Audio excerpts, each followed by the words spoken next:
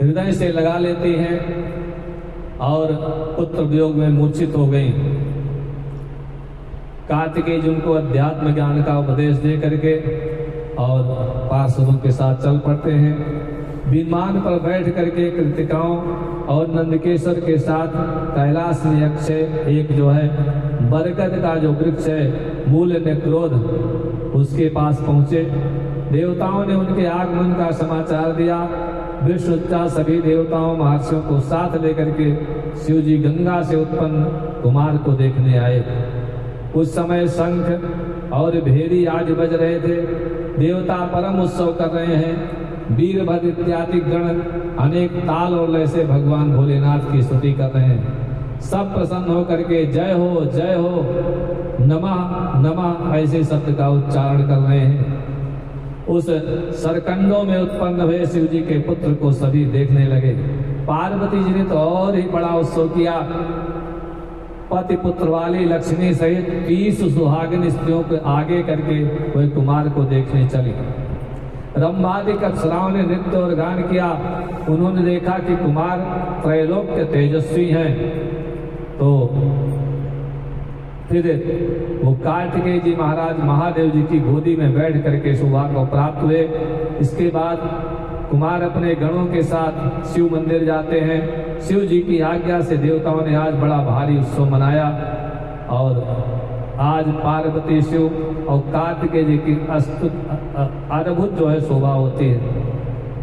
कुमार प्रेम पूर्वक पार्वती के गोद में बैठ करके खेलने लगे।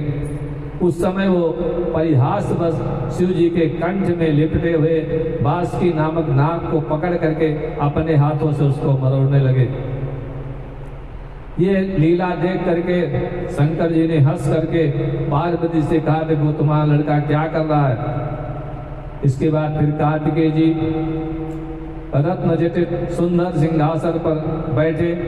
सब तीर्थों से आए हुए जलों से वेद मंत्रों से पवित्र करके 100 रत्न के कलशों से उनको स्नान कराया गया। इसके बाद विष्णु जी ने सुंदर किरीट मुकुट बाजूबंद वैजयंती माला और अपना चक्र प्रदान किया।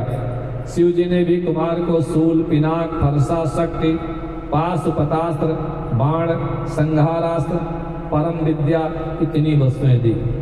फिर ब्रह्मा जी ने यज्ञोपवीत वेद वेद माता गायत्री कमंडल ब्रह्मास्त्र तथा शत्रु को मर्दन करने वाली विद्या दी। इंद्र ने अपना ऐरावत हाथी वज्र, वरुण ने श्वेत छत्र और माला प्रदान किया।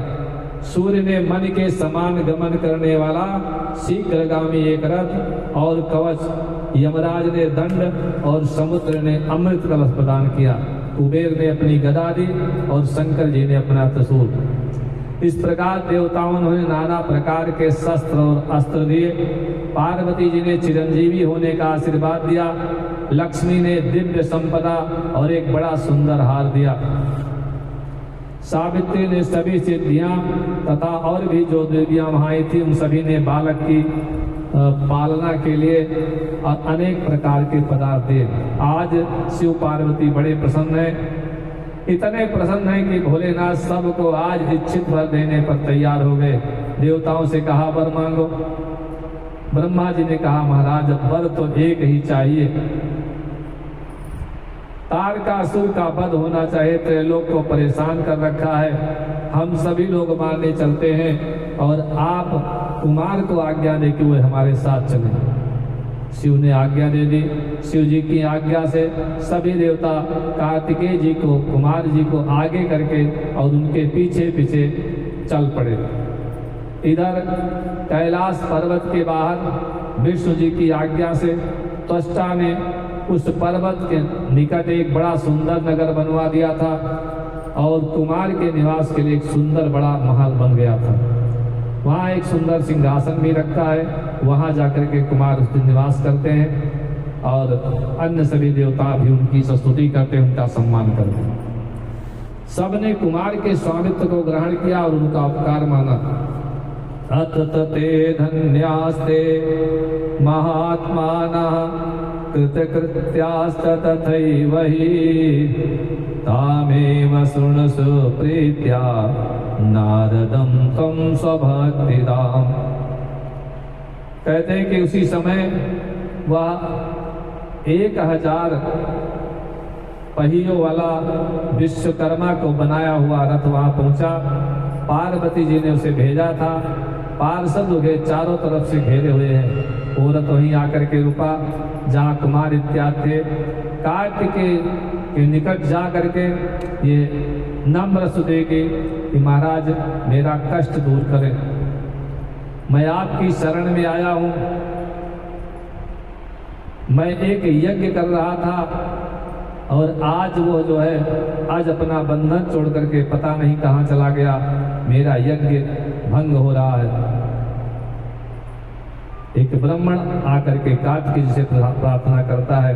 आज कहते हैं बकरा बकरे की बलि दी जाती है, तो उसने कहा मेरा बंधन तोड़ करके वो आज पता नहीं कहाँ चला गया, महाराज मेरा यज्ञ भंग हो रहा है, लेकिन मुझे आशा है कि आप जैसे स्वामी के रहते मेरा यज्ञ कभी भंग नहीं हो सकता। आप देवताओं के सम्राट हैं और शिव जी के पुत्र हैं। ऐसी स्तुति करी। कार्तिकेय जी प्रसन्न हो गए। उनका जो प्रधान गण है जिसका नाम है वीरबाहु, उससे कहा जाओ ब्राह्मण का यज्ञ पूर्ण करा के तब आना। वो गण आज को ढूंढने चला गया, सब ब्राह्मणों में खोजा और लेकिन कहीं वो मिला नहीं। तब कुमार का वो गण विष्णु लोक में गया। वहां उसने देखा कि महाबली आज बड़ा वहां उपद्रव मचाए हुए हैं। फिर तो कुमार का वो वीरगण उसकी सींग को पकड़ करके अपने स्वामी के पास लाया। भगवान सारे संसार का भार ले उसके ऊपर चढ़ बैठे। कार्तिकेय जी वहां उनको लेकर के त्रैलोक की परिक्रमा करने लगा। एक ही मुहूर्त में समस्त त्रैलोक का पर्यटन करके आ गया। फिर आकर के वहीं खड़ा हो गया जहां से भगवान को ले गया था। कुमार जी उसकी पीठ से उतर करके अपने सिंहासन पर जा विराजे, आज वहीं खड़ा रहा। तब नारद ने कार्तिकेय जी से कहा अब इसको आज्ञा दे दीजिए, इस अज को आप मुझे दे दें, मैं आनंद से जा करके अपना यज्ञ करूं। तो कार्तिकेय जी ने कहा ब्राह्मण देवता ये अज वध के लायक नहीं है, आप अपने घर जाइए और आपका यज्ञ पूर्ण हो जाएगा, मेरा आशीर्वाद है। हर्व्यादया सुरास्ते च हर्यादया सुरास्ते च दृष्ट्वा तच्चरितं प्रभो सुप्रसन्ना बभूवरिः विश्वासा शक्तमानसा। इस लीला को देख करके सारे देवताओं पर इसका विशेष प्रभाव पड़ा और सब ताल ठोक करके सिंहनाद करने लगे। ताल ठोक करके कुमार को आगे करके तारकासुर को मारने के देवता लोग चल पड़े। इधर तारक को सूचना मिली तो उसने भी देवताओं से लड़ने के लिए तैयारी करके यात्रा प्रारंभ कर दी। उधर से तारकासुर की भारी सेना आ रही है, इधर से देवता लोग चल रहे हैं जोर जोर से सिंहनाद करते हुए। दैत्य आश्चर्यचकित है कि हमको देख करके लोग दूर भाग जाते थे, गुफाओं में जा करके छिप जाते थे, आज कैसे हमारी ओर बढ़ रहे हैं। उसी समय आकाशवाणी हुई, देवताओं कुमार को आगे करके युद्ध प्रारंभ करो।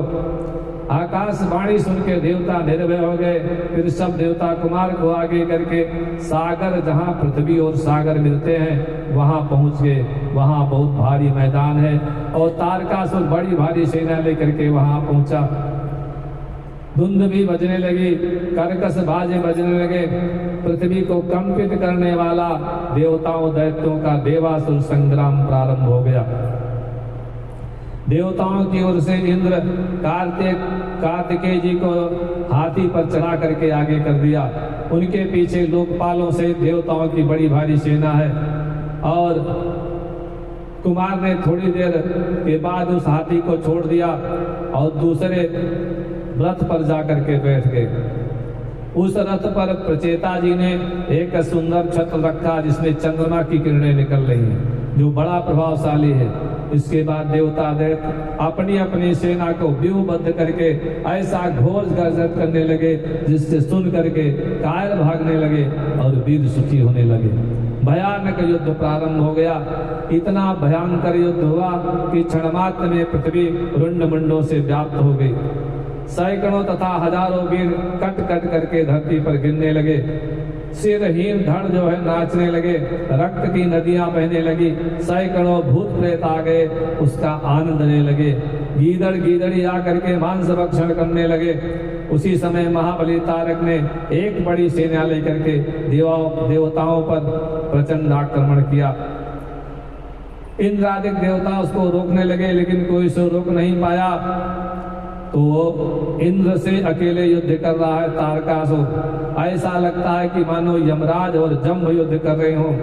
सारे देवता भी सब दैत्यों से अलग अलग युद्ध करने लगे। नैऋत्यों के सहित वरुण बल नामक दैत्यों से, वायु सुबीर से, पवमान का कुबेर के साथ युद्ध होने लगा। ईशान से शुंभ का, शेष जी से कुंभ का और चंद्रमा से युद्ध होने लगा। सब लोगों ने एक दूसरे के साथ बढ़ चढ़ करके युद्ध किया। एक दूसरे से दुर्जय हो गए। देवता दैत्य एक दूसरे को हराने के लिए महायुद्ध कर रहे हैं। अनेकों असुर कट कट करके गिरने लगे। उनके नष्ट होने से युद्ध में बड़ी भयानक हो गई, खून की नदियां बहने लगी। इति ते वर्णस्तात देवदानव सेनयो संग्रामस्तु मुलोतीव तत्प्रभवो शृणुनादद। विनाशकारी युद्ध प्रारंभ हो गया तो तारकासुर ने अपनी शक्ति को उठाया, इंद्र पर चला दिया। इंद्र घायल होकर के ऐरावत हाथी से नीचे गिर पड़े। इसी तरह से अपनी रण कुशलता से, युद्ध की कला से राक्षसों ने सभी लोकपालों को परास्त कर दिया। बाकी सब देवताओं को मार मार करके भगा दिया। असुर विजयी हो गए, सिंहनाद करने लगे, बड़ा भारी कोलाहल मच गया। यह देखा तो वीरभद्र जी को बड़ा क्रोध आ गया। वीरों को लेकर के तारकासुर के पास जा करके उससे युद्ध करने लगे। सभी दैत्य भी इनसे युद्ध करने लगे। त्रिशूल, पास, खड्ग, सभी अस्त्र शस्त्रों का, आयुधों का प्रयोग होने लगा। वीरभद्र ने त्रिशूल मार करके तारकासुर को घायल कर दिया। क्षण मात्र के लिए वो मूर्छित हुआ, धरती पर गिरा। चेतना आई तब वीरभद्र पर अपनी शक्ति का प्रहार करने लगा। तारक जो है बड़ा वीर है, बड़ा तेजस्वी है। उसने संकेत किया दैत्यों को कि सब लोग मिलकर के देवताओं पर फिर से आक्रमण करो। देवता भी संगठित होकर के अस्त्र शस्त्र चलाने लगे। वीरभद्र और तारक बड़े वेग से युद्ध कर रहे हैं। ऐसा लग रहा है जैसे आकाश मंडल में बुध और मंगल का युद्ध हो रहा हो। वीरभद्र के साथ इस भयंकर युद्ध को देख करके शिव जी के प्रिय गण वीरभद्र के पास आए। बोले कि वीरभद्र, तुम अपने गणों के अगुआ अवश्य हो। तब वीरभद्र हाथ जोड़ करके कहा, आप देखते रहिए, मैं भी तारक को मारता हूँ। ऐसा कहा करके अपने गणों को, प्रमुख गणों को साथ लिया, शिव जी का स्मरण किया और तारक से लड़ने लगे। वीरभद्र के जितने गण हैं सबके 3-3 नेत्र हैं और वीरभद्र भी बैल पर सवार होकर के युद्ध कर रहे हैं। वीरभद्र का स्वरूप बिल्कुल शिव जी के समान है। देवता दानवों में विकट युद्ध होने लगा। थोड़ी देर में वीरभद्र के गणों ने राक्षसों को परास्त कर दिया। राक्षस हाय हाय चिल्लाते हुए युद्ध स्थल को छोड़ करके भाग चले। अपनी सेना को भागते देखा तो तारकासुर देवताओं को मारने लगा। उसने माया से 10,000 भुजाएं बनाई, 10,000 हाथ हो गए। सिंह पर चढ़ करके बड़े वेग से देवताओं को रणस्थल में गिराने लगा। उसके इस पराक्रम को देख करके गणों के अग्रणी वीरभद्र ने उसको मारने के लिए बड़ा क्रोध किया और शिव जी के चरण कमलों का ध्यान करके अपना त्रिशूल नामक अस्त्र उठा लिया। किंतु महाकौतुकी है तारक, उसने ऐसा भीषण संग्राम किया कि वीरभद्र को युद्ध भूमि छोड़ करके भागना पड़ा। उसके बाद उस असुर ने देवताओं पर बाणों की झड़ी लगा दी। देवता मार खा खा करके चिल्ला करके युद्ध भूमि छोड़ करके भागने लगे। जब देवताओं को भागते देखा तो विष्णु भगवान स्वयं अपने आयुधों को धारण करके आगे बढ़े। विष्णु जी का और तारकासुर का महायुद्ध होने लगा। सब उसी युद्ध को बड़े ध्यान से देखते हैं। भगवान विष्णु ने दैत्य पर अपनी गदा का प्रहार किया। उसी समय उस दैत्य ने त्रिशक बाण मार करके भगवान की गदा के 2 टुकड़े कर दिए। भगवान ने अपना सारंग धनुष उठा लिया, बाण चढ़ा करके उस पर प्रहार कर दिया। तो उसने शक्ति उठा करके विष्णु भगवान को मारा, वो मूर्छित हो गए। क्षण मात्र में उठ करके खड़े हुए और सुदर्शन चक्र चला दिया। सुदर्शन चक्र के प्रभाव से वो राक्षस धरती पर गिर पड़ा, थोड़ी देर पड़ा रहा, उसके बाद फिर उठ करके विष्णु भगवान से युद्ध करने लगा। तो इस प्रकार से देव देव गृहे स्वामिन् शंकरे पार्वती सुत न शोभते रणो विष्णु तारकासुरयोर्वृथा। तो ब्रह्मा जी ने जब देखा कि तारकासुर जो है विष्णु भगवान के साथ युद्ध कर रहे हैं, तो ब्रह्मा जी भाग के गए कार्तिकेय जी के पास। अरे भाई, मैंने तारकासुर को वध दिया है, ये किसी भी देवता के मारने से नहीं मरेगा, इसलिए आप जा करके उससे युद्ध करिए, क्योंकि आप पार्वती पुत्र हैं और आपके सिवा कोई दूसरा उसको मार नहीं सकता है। इसलिए मैं जैसा आपसे कहता हूँ वैसा ही आप करें। आप उसका वध करने के लिए तैयार हो गए। तो कार्तिकेय जी मुस्कुराए और बोले तथास्तु। पैदल हो गए, रथ से उतर कर नीचे आ गए, शक्ति को हाथ में उठा लेते हैं। देवताओं को मारने वाले तारकासुर ने जब देखा, अच्छा तो शत्रुओं पर प्रहार करने वाला कुमार यही है क्या? मैं तो एक ही वीर कुमार तथा सब वीरों सहित तुम्हारे सब लोकपालों गणों को युद्ध में मार सकता हूं। तिरछी निगाह से देखा कुमार को, शक्ति को उठाई, युद्ध करने के लिए चल पड़ा। देवताओं से कहता है, मूर्खों, तुमने इस बालक को मेरे सामने क्यों कर दिया? तुम सबको लज्जा नहीं आती? बालक को आगे करके युद्ध करते हो, अपने प्राण त्यागने क्यों चले आए? ब्रह्मा विष्णु सब बड़े स्वार्थी हैं। उसी समय इंद्र ने अपने वज्र को चलाया, तारकासुर को प्रहार किया। तारकासुर धरती पर गिरा, फिर उठ करके खड़ा हो गया और ऐरावत पर चढ़े हुए इंद्र को अपनी शक्ति के प्रहार से धराशायी बना दिया। इंद्र के गिर जाने से देवताओं में हाहाकार मच गया। तारकासुर ने उस गिरे हुए इंद्र को अपने पैरों से दबाया। पैरों को से दबाने के कारण उसका धनुष क्षीण हो गया। विष्णु भगवान ने जब देखा तो अपना चक्र चला दिया। चक्र लगा, वो धराशायी बन गया, लेकिन जल्दी उठ करके खड़ा हुआ और अपनी शक्ति के प्रहार से विष्णु भगवान को मूर्छित कर दिया। देवताओं में हाहाकार मच गया। इंद्र गिर पड़े, मूर्छित हैं, विष्णु मूर्छित हो गए। जब तक विष्णु भगवान को होश आएगा, उठेंगे, तब तक वीरभद्र ने अपना चंड नामक सूल ले करके उस दैत्य पर आक्रमण कर दिया। उस चंड सूल के प्रभाव से तारकासुर भूमि पर गिर पड़ा, लेकिन फिर उठ करके अपनी शक्ति चला दी। वीरभद्र भी धराशायी हो गए। देवता हाय हाय करने लगे, रोने लगे, हाहाकार करने लगे। आज उस समर भूमि में तारकासुर महाकाल के समान चमक रहा है। तब तक वीरभद्र को होश आ गया। वीरभद्र फिर अपनी शक्ति लेकर के मारने चले। कुमार ने कहा, व्यर्थ परिश्रम न करो, अब मेरा नंबर है, मैं कुछ करने वाला हूँ। रोक दिया। तो निवार्य वीरभद्रं तम कुमारः परवीरः समैच तारकवधं स्मृत्वा शिवपदाम्बुजौ। ब्रह्मा जी बोले, भगवान शिव के चरणों का ध्यान करके उस दुष्ट असुर को मारने के लिए कार्तिकेय जी उससे युद्ध करने लगे। देवताओं ने जय जयकार की, ऋषियों ने श्रेष्ठ मंत्रों के द्वारा उनकी स्तुति की। दोनों वीर हाथों में शक्ति लेकर के एक दूसरे से युद्ध कर रहे हैं, एक दूसरे पर भीषण प्रहार कर रहे हैं। कोई किसी को मारता है, कोई किसी को मारता है। दोनों के अंग घायल होते हैं और दोनों चाहते हैं कि हम एक दूसरे का वध कर दें। देवता और गंधर्व सब बैठ करके दुखदुखी चल रही है और संग्राम देख रहे हैं, किसकी जय होती है, किसकी पराजय होती है। तब तक आकाशवाणी हो गई, कुमार ही तारक को मारेगा।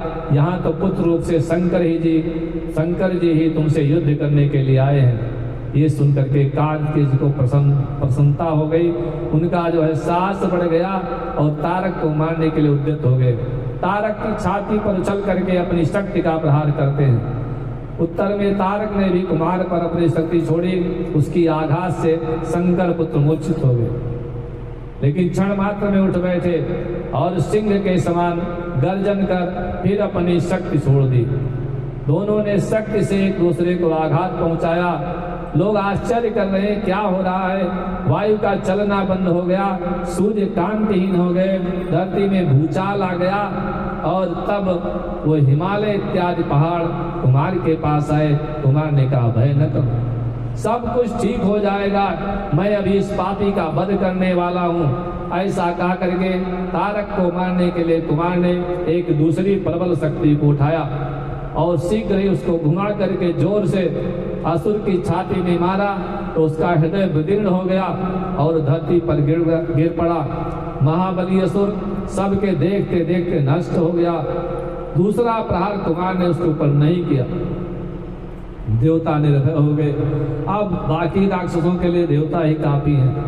सब राक्षसों को मार मार करके वहां से खदेड़ दिया और जो कुछ बाकी बच गए नहीं भाग पाए, घायल हैं, चलने में असमर्थ है, कुमार की शरण में आ गए।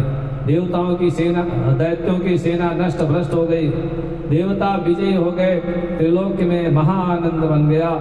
आज विजयी कुमार अपने गणों को साथ लेकर के माता पार्वती के पास पहुंचते हैं। पार्वती जी ने स्नेह पूर्वक कुमार को अपनी गोद में बैठा करके प्यार किया। देवताओं ने फूल बरसाए और उनकी स्तुति की, अभिवादन किया। इस प्रकार से विजय का अपूर्व उत्सव हुआ। शंकर जी प्रसन्न हो गए और जगदम्बा पार्वती को साथ लेकर के अपने गणों के साथ कैलाश पर्वत की ओर प्रस्थान करते हैं।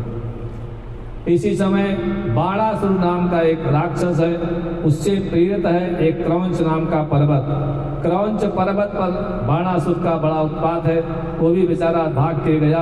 कुमार से स्तुति, महाराज आप जा रहे हैं, रास्ते में बाणासुर मुझे बड़ा कष्ट दे रहा है, मेरी रक्षा करें। कहते हैं शिव जी का ध्यान करके कुमार ने वहीं से बैठे बैठे विमान में बाण के लिए शक्ति छोड़ी तो भस्म करके कुमार के पास लौट आई। कुमार ने क्रौंच से कहा, तुम निर्भय होकर के अपने घर जाओ, वो दैत्य नष्ट हो गया। राजा क्रौंच कुमार का ये वचन सुन करके उनकी स्तुति करने लगे, प्रणाम करके अपने घर वापस जाते हैं। और वहां जाकर के उसने शिव जी के प्रसन्नार्थ भगवान के 3 शिवलिंगों की स्थापना की, जिनके नाम है क्रमशः प्रतिज्ञेश्वर, कपालेश्वर और कुमारेश्वर महादेव। ये तीनों लिंग बड़े सिद्धदायक हैं। फिर देव गुरु बृहस्पति को आगे करके देवताओं ने कैलाश से जाने की इच्छा की तो वहां एक प्रलंबासुर नाम का दैत्य उपद्रव करने लगा। उससे पीड़ित होकर के शेष जी का पुत्र जो कुमुद है वो कुमार की शरण में आता है। कुमार ने उसका भी कल्याण किया। वहीं से शक्ति चला करके प्रलंबासुर का संहार कर दिया। वो असुर अपने अनुचरों के साथ मारा गया। शेष के पुत्र कुमुद शिव के पुत्र कुमार की स्तुति करके अपने घर पाताल को चले जाते हैं। इस प्रकार से मैंने कुमार का सबसे अद्भुत चरित्र कहा। जो मनुष्य कुमार के चरित्र को पढ़ता है अथवा सुनता है उसे शिवलोक की प्राप्ति होती है। वो यहाँ परम सुख भोग करके अंत में दिव्य मोक्ष को प्राप्त होता है और संग्राम में विजयी होता है। ब्रह्मा जी कहते हैं, निहतं तारकं दृष्ट्वा देवा विष्णु पुरोगमाः तुष्टुवः शंकरीं भक्त्या सर्वे मुदिताननाः।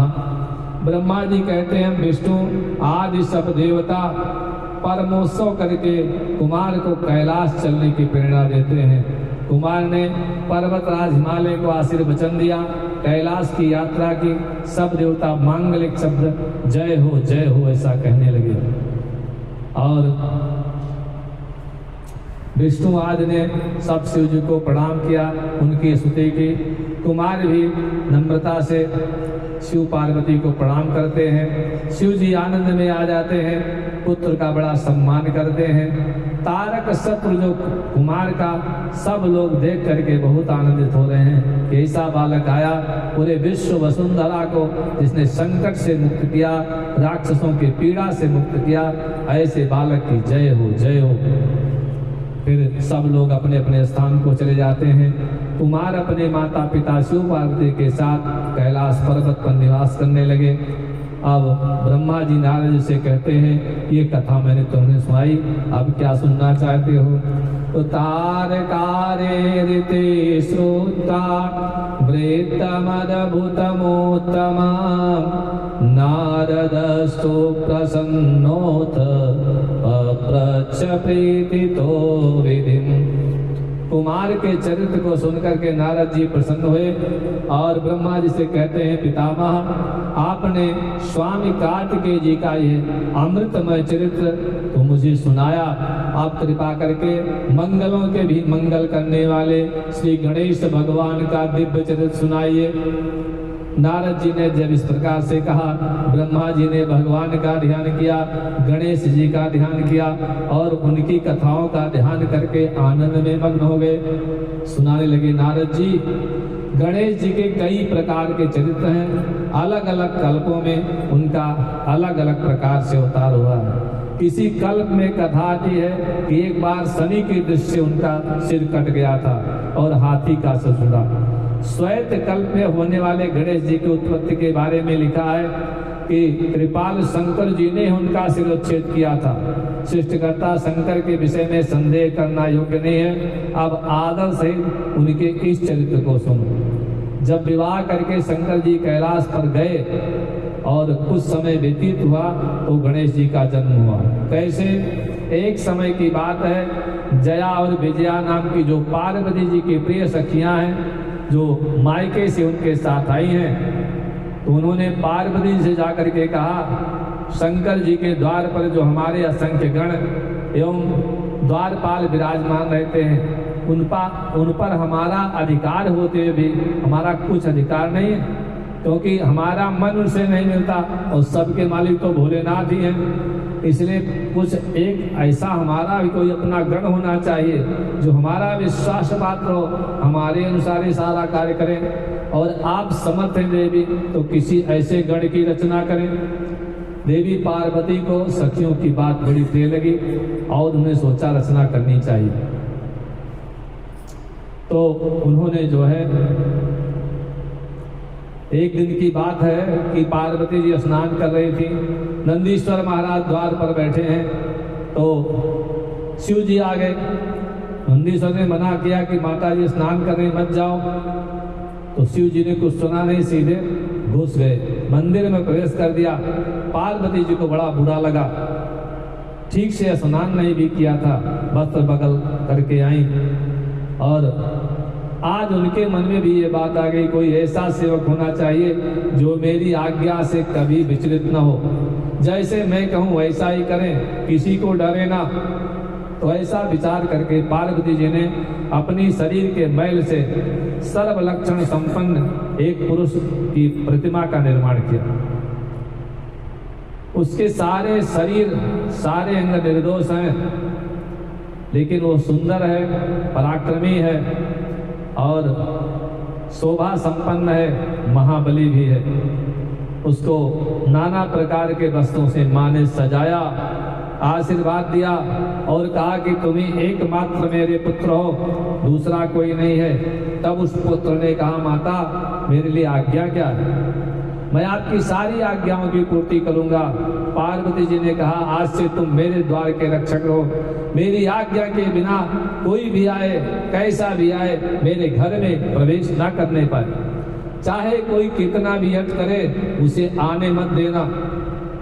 ऐसा कहा करके पार्वती जी ने गणेश जी के हाथ में एक लाठी दे दी। उस लाठी को लेकर के गणेश जी माता के रक्षा के लिए द्वार पर जाकर बैठ गए। पार्वती जी स्नान करने लगे। उसी समय किसी कार्य से शिव जी फिर द्वार पर आ गए और जैसे अंदर जाने लगे तो शिव जी को तो गणेश जी पहचानते नहीं। बोले, सुनो, मेरी माता की आज्ञा के बिना कोई अंदर नहीं जा सकता और मेरी माता इस समय स्नान कर रही, तुम कहाँ जाते हो, यहाँ से वापस चले जाओ। लाठी लगा करके गणेश जी ने रोक दिया। शिव जी ने कहा, मूर्ख, तू किसको रोकता है, क्या तुझे नहीं पता कि मैं शिव हूं? ये सुनते ही गणेश ने लाठी उठाई और शिव जी पर चला दी, कड़ाक से मार दिया। शंकर जी को बड़ा क्रोध आ गया, रे बालक तू बड़ा मूर्ख है, तू क्या नहीं जानता मैं गिरजा का स्वामी शंकर हूं, मैं अपने घर में जा रहा हूं तो मुझे क्यों रोकता है? ऐसा कहा करके जब भोलेनाथ गणेश जी की परवाह न करके पुनः भीतर जाने का प्रयास करते हैं तो गणेश जी ने फिर कड़ाक से एक लाठी मार। शिव जी क्रुद्ध हो गए, गणों को आज्ञा दिया कि इसको रोको। शिव जी बाहर खड़े हैं, भगवान स्वयं लीला कर रहे हैं, लोगों को लीला दिखा रहे और अपने जीवन का आगम करना चाहते हैं, यहाँ से भाग जाए।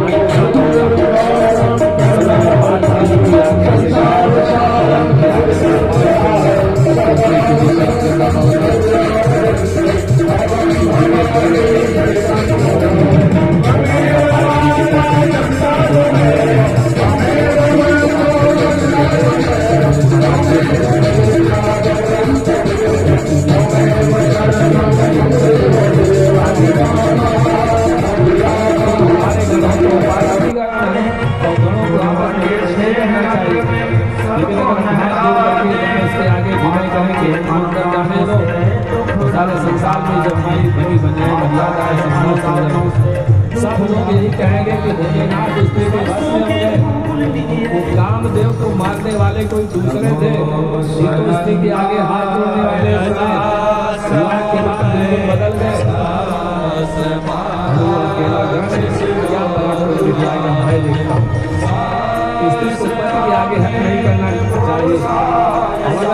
पार्वती आज हट करेगी तो भी उसका और कर पाएगी। शंकर जी ने कहा जाओ तुम लोग एक बार फिर से करो, लेकिन बात मत करो, लड़ाई करो, युद्ध करो, उसको मार के चाहे जैसे वो रास्ता खाली करो। दुक्ता विभुना तेन निश्चयं परमं निरताः संगनानास्तु तदा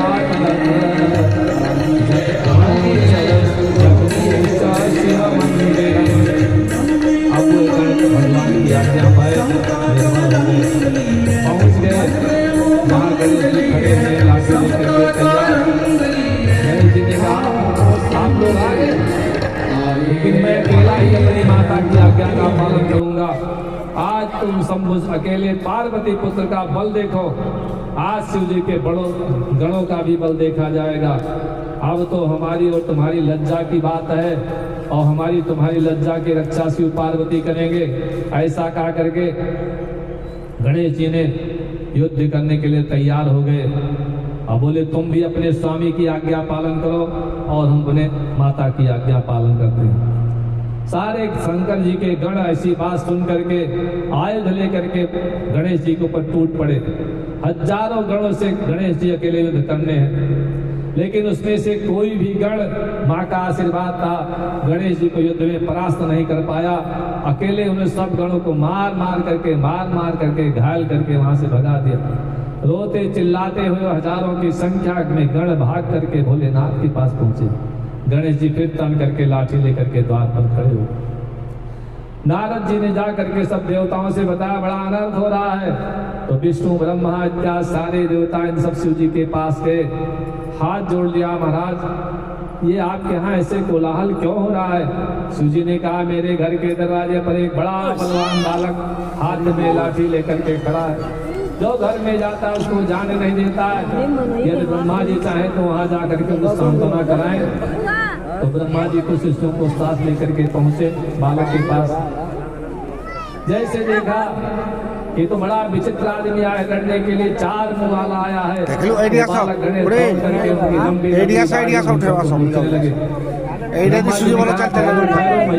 नहीं आया हूँ, मैं तो ब्रह्मा हूँ, मैं तो शांति कराने आया हूँ।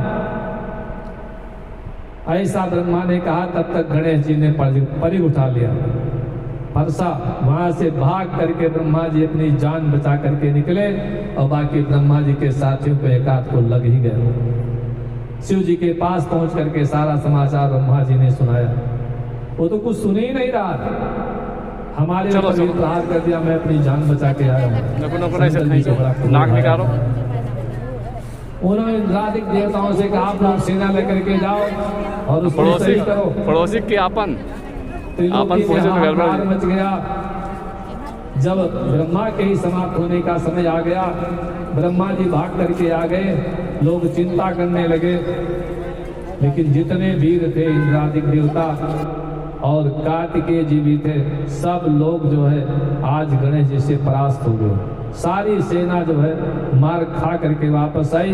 केवल एक महाबली कार्तिकेय जी अब तक अपने स्थान पर स्थित थे, बाकी सभी शिव के गण भाग गए।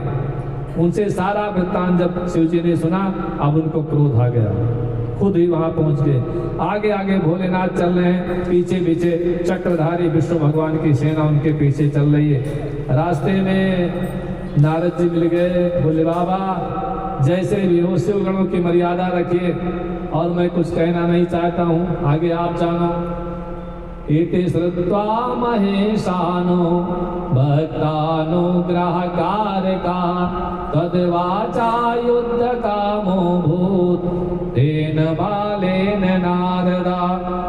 अब वहां पहुंच गए भोलेनाथ जी, उस बालक से युद्ध करने लगे हैं। एक से एक पराक्रमी देवता और विष्णु सब बारी बारी से उससे लड़ रहे हैं, एक से एक भयानक अस्त्र चलाते हैं। लेकिन गणेश जी के हाथ में माँ का दिया हुआ दंड है, वो लाठी है, उसके द्वारा सबको परास्त कर देते हैं। बालक ने विकराल रूप धारण कर लिया। शिव जी ने देखा इतना छोटा बालक इतना लंबा चौड़ा कैसे हो गया। शिव जी की माया से विष्णु जी मोहित हो गए, तो गणेश जी ने विष्णु भगवान के ऊपर परिक्रमा प्रहार कर दिया, मूर्छित होकर के गिर पड़े। शिव जी को और क्रोध आ गया, अब तो हाथों में त्रिशूल उठा लेते हैं, आज इसको मार ही डालेंगे। शिव जी को क्रोध में त्रिशूल लेकर के अपनी ओर आते देखा, तो बालक ने जो है अपनी माता का ध्यान किया और अपनी शक्ति उठा करके महादेव जी के हाथों पर प्रहार कर दिया। उस समय भगवान गणेश की शक्ति महादेव जी से भी ज्यादा बड़ी हुई है। उस शक्ति के लगने से शिव के हाथ से उनका धनुष गिर गया। धनुष को गिरते देखा, शिव जी ने पिनाक उठा लिया। गणेश जी ने फिर परिक्रमा किया, उनका पिनाक भी धरती पर गिर गया। शिव जी कहते हैं जब मेरी ये दशा हो रही है तो मेरे गणों की क्या होगी। उसी समय शक्ति के दिए बल से युक्त गणेश जी ने एक परिघ उठाया और शिव जी के सारे गणों सब देवताओं का प्रहार करके सब देवता दूर भाग गए, चिल्ला के गण भाग गए रोते रोते। और मैदान में जो विष्णु भगवान खड़े हैं, शंकर जी खड़े हैं, कार्तिकेय जी खड़े हैं। आज विष्णु भगवान बड़े प्रसन्न हो गए, कहते हैं धन्य है, मैंने आज तक बहुत से देवताओं, दानवों, दैत्यों, यक्षों, राक्षसों को देखा, लेकिन इस गणेश की क्षमता को कोई नहीं पा सकता।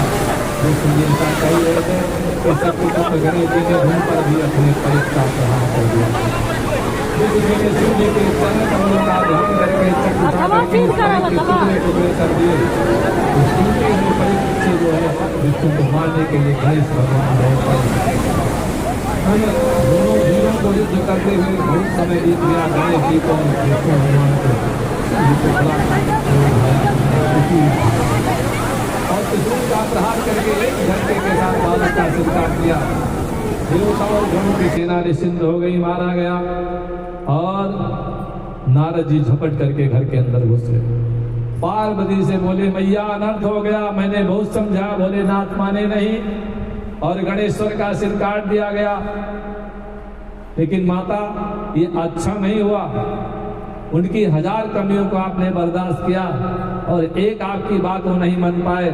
आप लेकिन आप भी अपनी बात पर गए हैं, बाकी मैं कुछ कहता नहीं।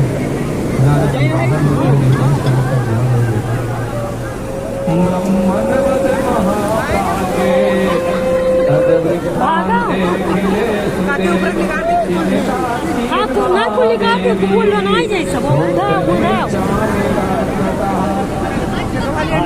हाँ वो देखो सबने तो अंडरवियर पहन लिया यहाँ के पहन लिया जो नहाई बारू भैया बच्चे देखो सबके नहीं ले क्या करूँ कहाँ जाऊँ, मुझे बात छूट है। इन देवताओं ने और इन गणों ने मेरे पुत्र का संहार कर दिया, अब मैं भी सकता है तो नाश कर दूंगी या तो मैं कर दूंगी। पार्वती जी रुचि करके 100,000 शक्तियों की रचना कर रही समझ सकते हैं। जब ब्रह्माशिवा को प्रणाम करती हैं कहती माता आज्ञा बताओ। देवी ने कहा जाओ मेरी आज्ञा से देवसेना में जा करके प्रलय मचा दो। पार्वती जी की आज्ञा से सब शक्तियाँ करने लगी। जहाँ देखो वहाँ माता की शक्तियाँ ही दिखाई दे। देवताओं को अपने हाथों से अपने मुख में डालती हैं, चूरन बना करके जमीन पर फेंक देती हैं। उनके युद्ध जैसे स्मरण को देख करके ब्रह्मा विष्णु और शिव किसी को अपने जीवन की आशा नहीं रहती। जो उनकी पकड़ में आ जाता है वो जीवन नहीं बचता है। सोचते हैं कि आज आकार में ही कर डालेगी। सबने सोचे विचार किया, निश्चय किया कि अगर पार्वती मैया प्रसन्न हो तो काम बनेगा, नहीं कुछ बनने वाला नहीं है। शंकर जी भी बड़े दुख को प्राप्त हो रहे हैं। शक्ति के आतंक से देवता धीरे धीरे स्नान हो रहे हैं। अब शिव जी की हिम्मत नहीं हो रही है कि घर के अंदर शिव जी के पार्वती जी के मंदिर में प्रवेश करें। पार्वती जी का महादेव प्रकाशित है, सब लोग उससे भयभीत हैं, संतप्त हैं। देवता बहुत दूर से खड़े करके देख रहे हैं। नारद जी आए, ब्रह्मा विष्णु शिव जी को प्रणाम किया। बोले महाराज आप लोग ये सब लोग क्या कर रहे हैं। देवताओं ने कहा ऐसी इतनी बड़ी खतरनाक है, हम लोग तो अंदर जा नहीं सकते, हमारी तरफ से तुम्हें रूप बंद करके जाओ। तुम्हें शायद कुछ न बोले। नारद जी ने कहा मैं तो जाऊंगा, लेकिन पीछे पीछे आप लोग भी हाथ जोड़ करके आना, लेकिन मैं अकेले बात करूँ तो कोई बात बनेगी नहीं। तो आगे आगे नारद चले, पीछे पीछे सब ऋषि हैं और उसके पीछे देवता। सब लोग हाथ जोड़ करके चंडिका के समक्ष जाकर के खड़े हो गए। क्षमा करो ना, हमारा अपराध क्षमा करो, हमसे गलती हुई, नहीं सारा संसार का संहार हो जाएगा, वसुधा पर कुछ बचेगा नहीं, ब्रह्मांड समाप्त हो जाएगा। जब इस प्रकार से प्रार्थना किया, देवी ने कहा मुझे कोई किसी से द्वेष नहीं है, किसी से कोई ईर्ष्या नहीं है, मुझे किसी के ऊपर कोई प्रहार नहीं करना है। अगर मेरे पुत्र का जीवन बच जाए, मेरा पुत्र जीवित हो जाए और तुम सबके बीच में पूजन के लिए सम्मान के लायक बन जाए तो ये संहार नहीं होगा, अन्यथा मैं आज शांत होने वाली नहीं हूं। अब बेचारे देवता भाग के शिव जी के पास गए, महाराज अब आप ही कुछ करो, उसके बच्चे को जिलाओ, नहीं तो प्रलय हो जाएगा। शिव जी ने कहा ठीक है, अब तो ऐसा ही होना चाहिए, जिसमें सबका कल्याण हो वही काम करना चाहिए। तो क्या करें, अब सिर तो कट करके पता नहीं कहाँ चला गया था, मिलेगा नहीं। तो शिव जी ने कहा आप लोग यहाँ से उत्तर दिशा में चले जाओ और जो भी सबसे पहले मिले उसी का सिर काट करके लाओ और गणेश जी के सिर में जोड़ दो, तो जी जाएगा। सुनकर के सब देवता गणेश जी उत्तर दिशा की ओर जाते हैं तो वहां एक दांत वाला हाथी मिलता है, उसका सिर काट करके गणेश जी के शरीर से जोड़ दिया। तभी से गणेश का नाम गणपति पड़ा। बोलिए गजानन भगवान की जय। तो अच्छी तरह धो करके उनको साफ किया, नए वस्त्र पहनाए, उनका पूजन किया। विष्णु भगवान ने वेद मंत्रों के द्वारा उनका अभिषेक किया और अभिषेक करते ही वो बालक जो है भोलेनाथ की इच्छा से हाथी के समान को प्यारे गणेश जी हैं, लाल रंग के हैं, सुंदर है और प्रसन्न वदन है, बड़े उनके शरीर की शोभा हो रही है। ऐसे पार्वती के पुत्र को जीते देख करके सबका दूर हो गया और सबको प्रसन्न होकर के उन्होंने जाकर के दिखाया आपका। पार्वती जी ने अपने पुत्र को देखा तो बहुत प्रसन्न हो गई। जीवते गिरिजा पुत्रे देव्या दृष्टे प्रजेश्वरा ततः किम भवत कृपया तद्वदाधुना। तो आगे की कथा कहते हैं ब्रह्मा जी कि पार्वती के पुत्र गणेश जब जीवित हो गए तो उसके बाद क्या हुआ। माँ बड़ी प्रसन्न हो गई कि मेरा पुत्र जीवित हो गया है। दोनों हाथों से पकड़ करके उन अपने गले से लगाया, अनेक प्रकार के आभूषण पहनाए, वस्त्र पहनाए। कहते बेटा आज तूने संसार में एक माँ की रक्षा रखी और एक माँ का सम्मान बढ़ा दिया, मुख खोल करके बहुत सारे वरदान दिया। और के पुत्र तुम्हारे मस्तक पर जो सिंदूर रंग की आभा है, इसलिए आज के बाद मनुष्य पुष्प चंदन और सिंदूर से तुम्हारी पूजा करेंगे, तुमको सब सिद्धियां प्राप्त होगी और जो तुम्हारी पूजा करेगा उसके सारे विघ्न दूर हो जाएंगे। फिर सब देवताओं ने शिव जी की पूजा की और पार्वती जी के पास पहुंचे। गणेश जी ने उठ करके शिव जी को प्रणाम किया, सब देवताओं को प्रणाम किया और उन सब से अपने अपराध की क्षमा मांगते हैं। ब्रह्मा विष्णु महेश तीनों ने जो है वरदान दिया, तुम सबके पूज्य बनो और गणनाथ बनो। तब से भगवान गणेश जी विघ्नहर्ता बने और सर्व काम फलदायक बने। इसके साथ ही त्रिदेवों ने कहा तुम ऐसे व्यक्ति हो कि सबसे पहले मनुष्य तुम्हारी पूजा करेंगे और उसके बाद हम देवताओं की पूजा होगी। इसके बाद शिव जी ने जितने प्रकार की मांगलिक वस्तुएं थी सब मंगाई और उनसे गणेश जी का पूजन किया। उसके बाद विष्णु भगवान ने किया, उसके बाद ब्रह्मा जी ने किया, उसके बाद पार्वती जी ने किया और उसके बाद जितने देवता थे सब ने बारी बारी से गणेश भगवान का तिलक पूजन स्वस्तिवाचन किया। सबने एक स्वर से गणेश जी को सर्वाध्यक्ष कर करके अनेकों प्रकार के वर दिए। आज पार्वती जी बहुत प्रसन्न है और इतनी प्रसन्न है कि ब्रह्मा जी कहते हैं कि वो लड़की पार्वती जी की प्रसन्नता मेरे आगे नहीं कहा जा सकती है।